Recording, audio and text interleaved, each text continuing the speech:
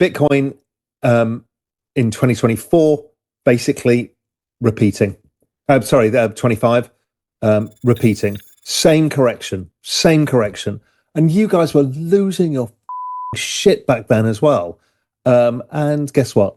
It V-shaped out of it. But you don't remember that, do you?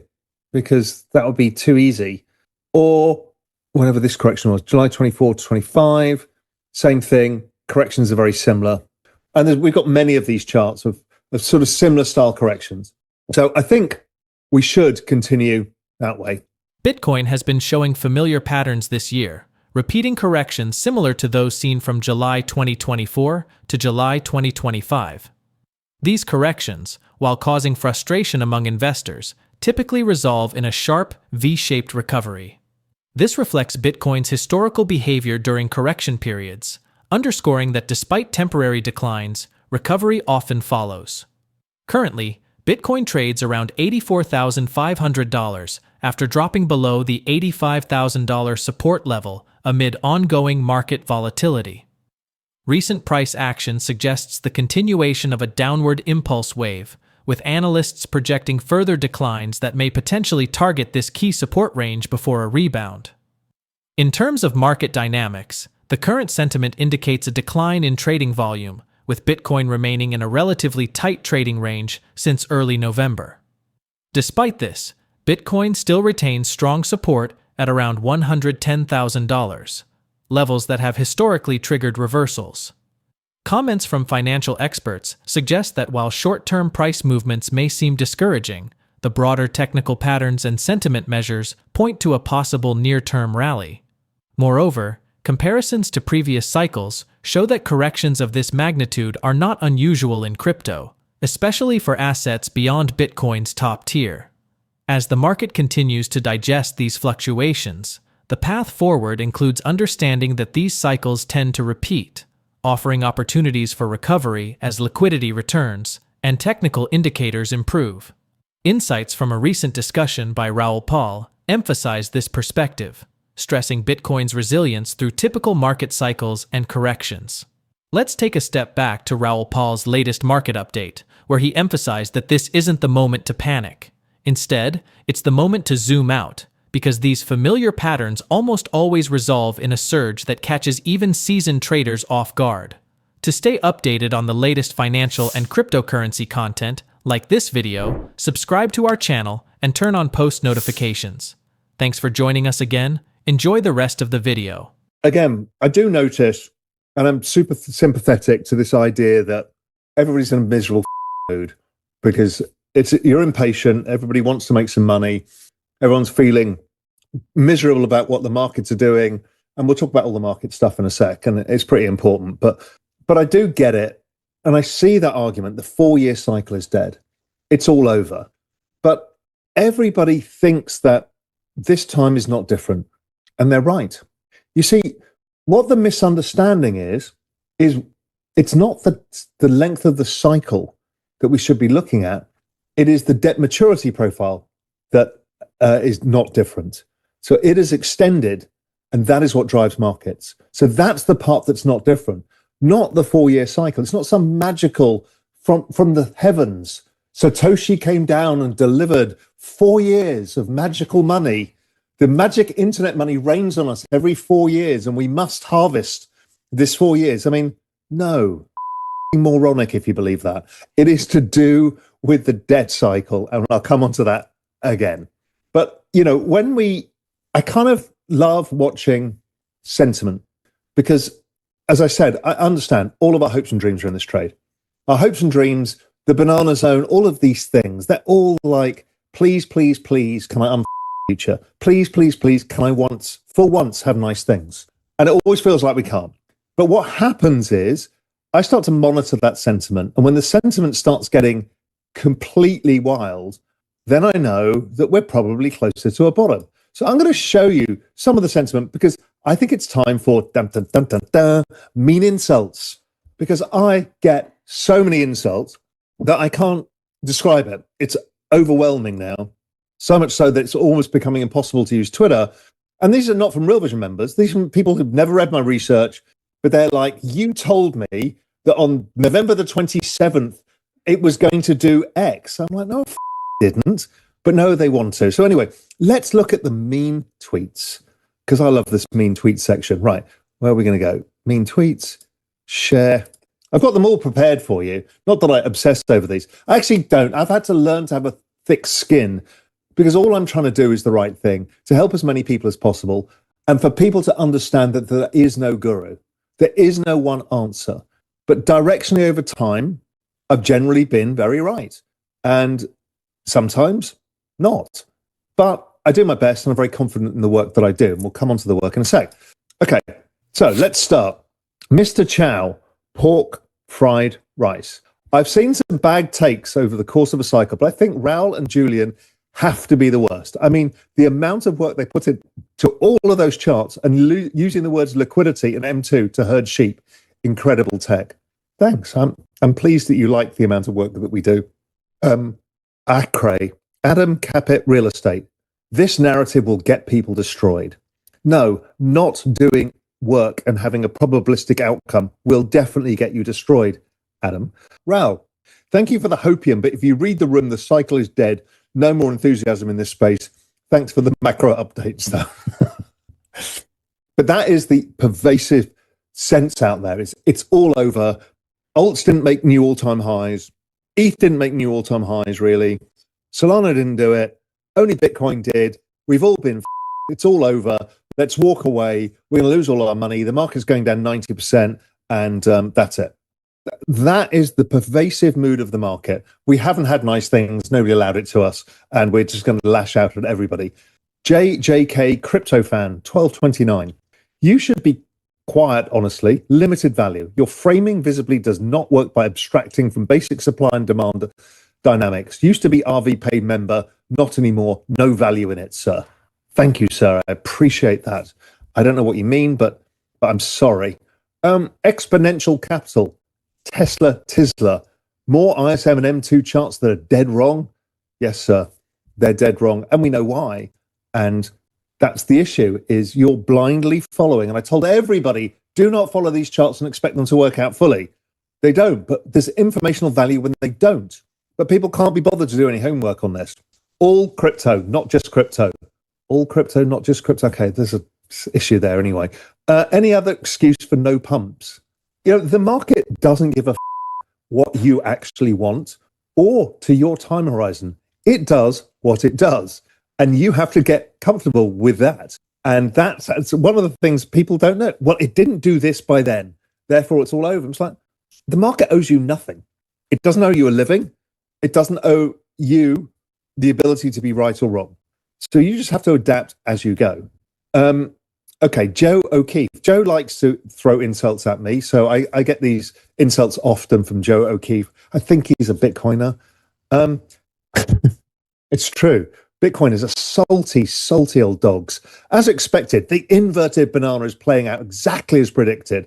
So let's have some wine and celebrate the world's most in-depth research firm, Real Vision, that analyzes the cryptocurrency markets with such rigor and accuracy. Banana. Thank you, Joe. I appreciate your sentiment. It's actually, the research is Global Macro Investor. Real Vision is a platform for many people, but if you can't understand the basics of your accusations, then maybe not. But thank you for appreciating that I do a lot of research, and we have the deepest macro framework for macro and crypto.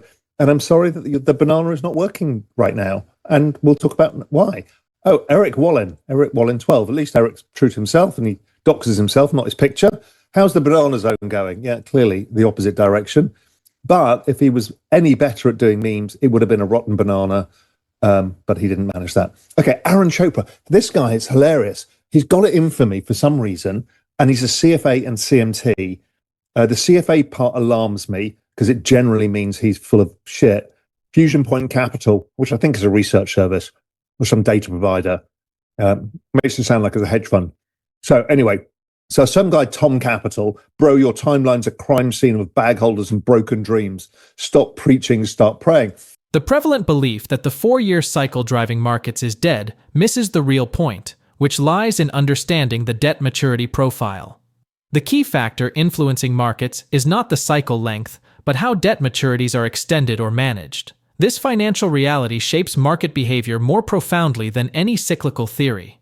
Observing market sentiment reveals a widespread frustration among investors. Many feel stuck in a losing trade, desperate for positive returns, and surrounded by pessimistic forecasts. These emotions often lead to harsh criticism directed at analysts, including accusations of being wrong or misleading. Despite this, the message remains clear. Market outcomes aren't guaranteed by hopeful timelines or patterns. Instead, successful navigation requires adapting to debt-driven cycles and accepting that markets operate independently of individual desires or expectations. Understanding this helps clarify why repeated disappointments occur and points to debt as the real force behind market dynamics, rather than arbitrary cycles or hype. This perspective is crucial amid ongoing debates and shifting market sentiments. It's not that complicated, but nobody wants to believe it because you're looking at 5-minute charts and scratching your nuts, wondering what's going on. You can't do stuff like that. It doesn't work. And demanding that you get paid. You can make all the demands you want. The market doesn't give a shit. And once you learn that, it's much easier to deal with.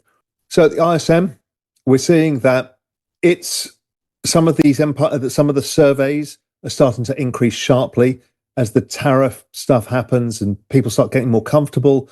What we've seen is like Empire survey started going up. It can diverge, obviously, but I think we will see the ISM starting to come up. Bitcoin is already priced in the ISM really quite low at about 47. So Bitcoin's diverging from these surveys as well right now because I think there's a liquidation going on in Bitcoin because liquidity is starting to come back in.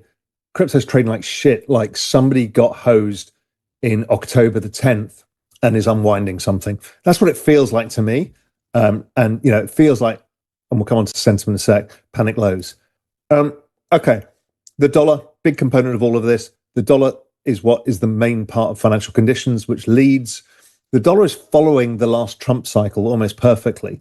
Now, the dollar's still going higher, I think, in the short term, but it should roll over and have another leg lower. Doesn't change the world if it doesn't. It just means that we have a pretty good read on when the end of the cycle is because this leads by like 9 months. So as part of our financial conditions index, but our general thesis is liquidity comes back. They start changing a few things with like SLR, stuff like that. And again, those of you on Real Vision, I can answer all the questions about this stuff tomorrow on the AMA. But generally speaking, as the liquidity comes back in, we should see the dollar have its final leg lower. Let me go on to the next bit. Technicals. So there's a few parallels. Again, remember, they're not going to be perfect. Don't expect to pay out perfectly. Think of it as contextualization and understanding, where you put it against 20 other things to try and ascertain what you think is going to happen. So Bitcoin in 2024, basically repeating. 25, repeating. Same correction. And you guys were losing your shit back then as well. And guess what? It V-shaped out of it. But you don't remember that, do you? Because that would be too easy. Or whenever this correction was, July 24 to 25, same thing. Corrections are very similar. And we've got many of these charts of sort of similar style corrections. So I think we should continue that way. Bitcoin 14-day RSI, as oversold as it's ever been. And basically, after this, it a bit and then slingshots out. So expect, you can't digest a move like this instantly, but we're talking, days, a week, 2 weeks maybe, before then the market takes off. It could also just come straight out of it like it did then. We have to wait and see. Weekly Bollinger Bands, that's the contraction in volatility. We got to these super low levels. Every time we got to these levels, we've shot out of the gate. 189%, 125, 107%. It works really well. And you've all forgotten that you were feeling the same in April last year. And I was pointing this exact thing out to you. Oh, we've already just had one of these. And that was the one the prior year that finished in September, where you were losing your minds. And you were losing your mind saying, why is it not working? Everything's broken. Nothing happened. Boom. The market shot up. I mean, it went from September at wherever it was, 50,000 to over 100,000. That's Bitcoin. And then it went from 75,000 to like 120,000 after the last one. So where are we now? 28% correction. Oh, guess what? They were both 28% corrections. Will it be exactly 28%? Will it be 30%, 32%? I don't know, and I don't care. Unless you think the cycle is over, in which you have to show me other data than, well, they told me the cycle finishes after 4 years, so it's over. That's not an argument. The other thing is, because you've all lost your shit, you're throwing poo at each other, the fear and greed index is absolutely shockingly low. We've had a whole series like 5 days or 4 days where it's been below 20, which is almost unheard of. It's like 2022 levels. So everybody is in extreme fear. You think the cycle's over, and all it's been doing is doing the same old shit. And it always does this. So these are all the corrections we've had since the start. We're at a 20%, a 20%, a 20%, a 21%, a 33%, 31%, a 28%. And then we look at it back in the previous cycle, 31%, 9%, 21%, 14%. And the previous one to that was all 35, 40%, then 50%. And it's like, guys, this is what you pay in volatility for the returns that you get. Look at the returns. 2,000%, 476%, 11,000%, 55,000. I know they're diminishing over time, but when you look at things like others, which is the more speculative end of the crypto market, i.e. everything below top 10, the corrections are 60%, and it still powers ahead. So the further out the risk curve, the larger the corrections, and the larger the comeback is when it comes back. So big picture, zoom out. This is total market cap of crypto minus Bitcoin. Looks all right to me. Total market of crypto minus Bitcoin and ETH. Looks all right to me. Total market cap of crypto minus the top 10 tokens. This is the others. Looks fine to me. What evidence do you have that it's all over? That the 4-year cycle is Satoshi's gift to the world, so any dribbling moron can follow the cycle? It just doesn't work that way. Raoul Pal explained that understanding market movements isn't complicated, but many get distracted by short-term charts and unrealistic expectations. He said demanding returns from the market doesn't work because the market simply doesn't respond to personal demands.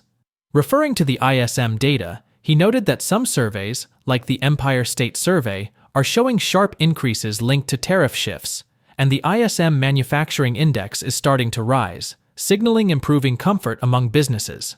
Bitcoin, however, was priced as if the ISM was quite low, around 47, and diverged from these surveys, likely due to a liquidation event and returning liquidity in crypto. He observed that October appeared like an unwinding of positions, creating a chaotic trading environment. The dollar plays a significant role as the main driver of financial conditions, currently mirroring the last Trump cycle. Pal expects the dollar to continue rising short-term before rolling over, which should lead to easing financial conditions as liquidity comes back. On technicals, he pointed out Bitcoin's 14-day RSI was extremely oversold, suggesting a potential rebound in days or weeks. Volatility contraction seen through weekly Bollinger Bands has historically preceded strong upward moves. Despite a recent 28% correction, Pal reminded that corrections of this size are typical in crypto cycles and track previous patterns. The fear and greed index is very low, showing extreme market fear, similar to 2022 levels. He emphasized that while crypto corrections, especially outside the top tokens, can be large, they are part of the volatility investors accept for the possibility of substantial returns. Pal argued that total market capitalizations outside Bitcoin and Ethereum still appear healthy, challenging claims that the cycle is dead or the 4-year cycle is a simple, sacred rule. He stressed the importance of looking beyond simplistic narratives and using a broader context to understand market behavior. To conclude, with Bitcoin's recent price decline and market sentiment at extreme fear levels, how do you think investor behavior will impact the next phase of the market? Please drop your thoughts in the comments below, share this video, and hit your thumbs on the like button. Thanks for watching. Don't forget to subscribe.